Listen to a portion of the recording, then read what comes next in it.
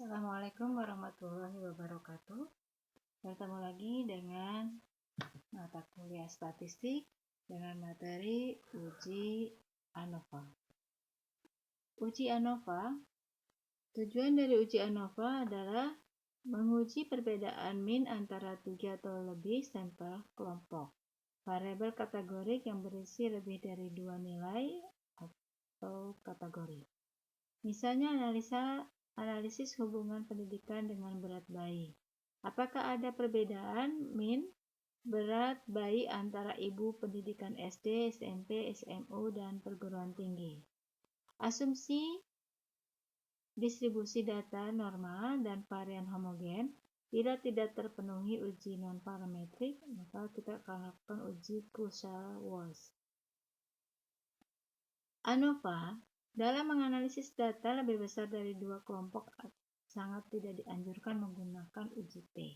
Kelemahan penggunaan uji T adalah pertama, kita melakukan uji berulang kali sesuai kondisi yang mungkin atau ribet di sini berarti. Kedua, bila melakukan uji T berulang kali akan meninggalkan inflasi nilai alfa. Artinya akan meningkatkan peluang hasil yang keliru atau fatal. Prinsip dari uji ANOVA yang adalah varian homogen, sampel atau kelompok independen, data terdistribusi normal, jenis data dihubungkan dalam kategori dan numerik.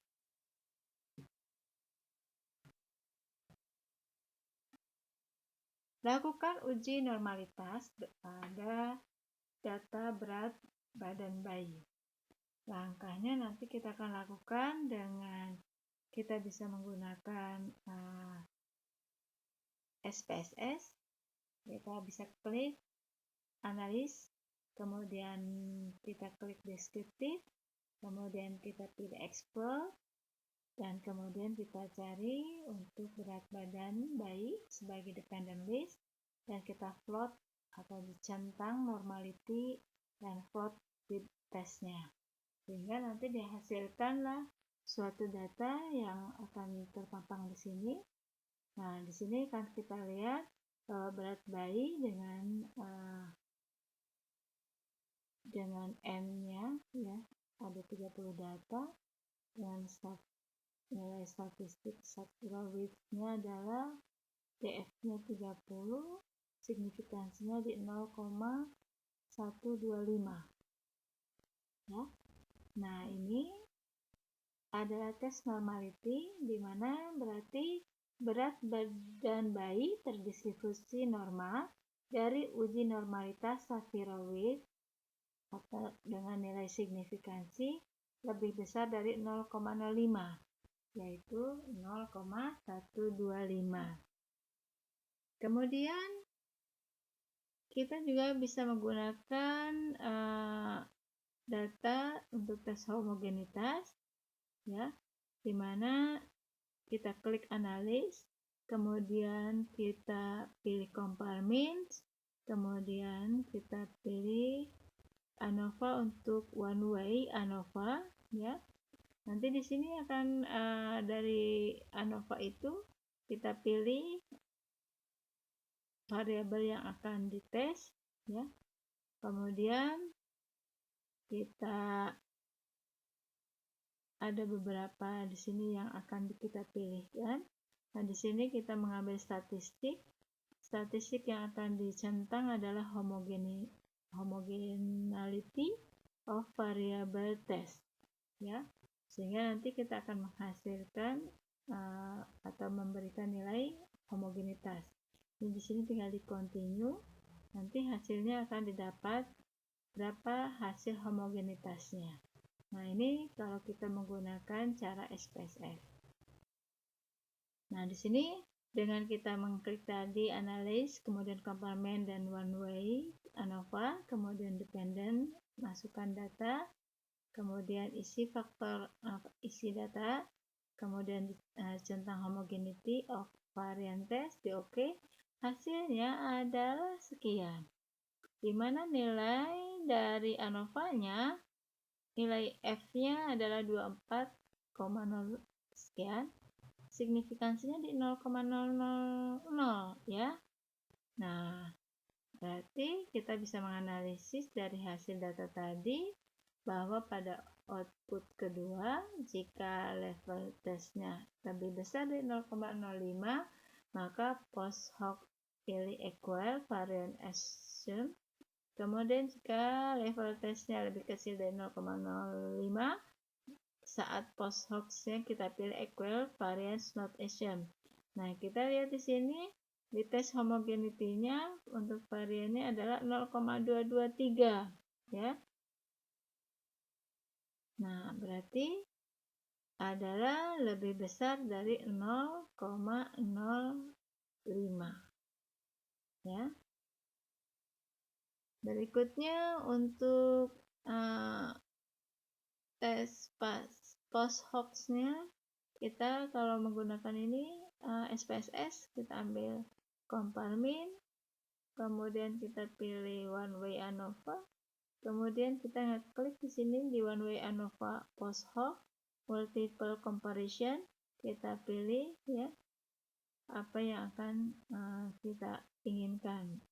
Ya, di sini kita akan centang sesuai dengan yang akan diambil dalam uji penelitiannya, yaitu adalah untuk post hoc-nya ya.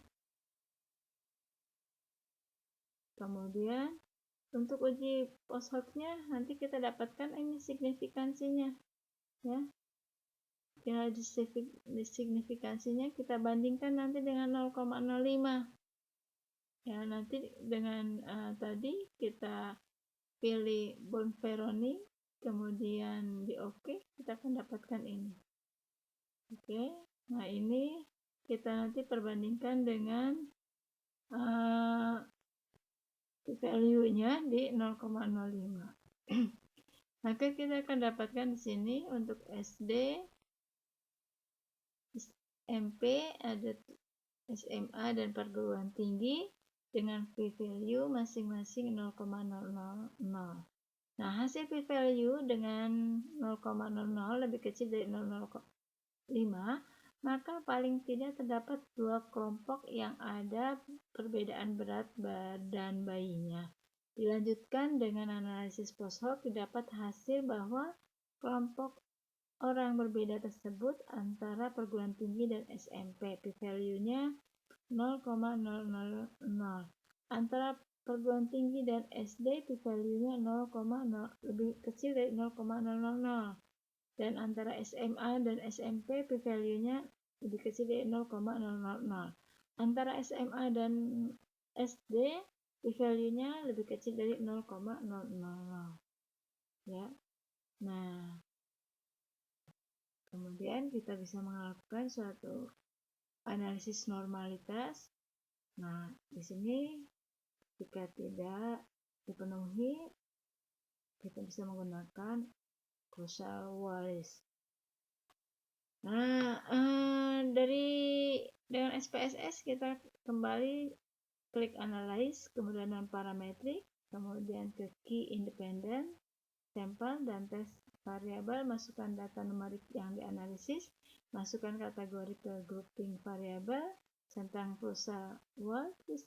Nah, aktifkan di sini define range-nya, masukkan antara 0 pada kotak minimum dan angka 3 pada kotak maksimum.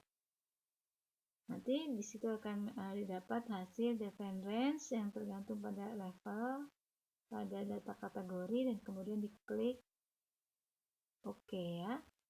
Nah, di sini kita akan dapatkan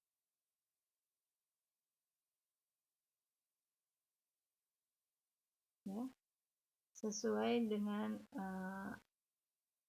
uji yang akan kita cari, yaitu uji normalitas. Oke, sampai sini dulu materi ANOVA. Semoga manfaat. Assalamualaikum warahmatullahi wabarakatuh.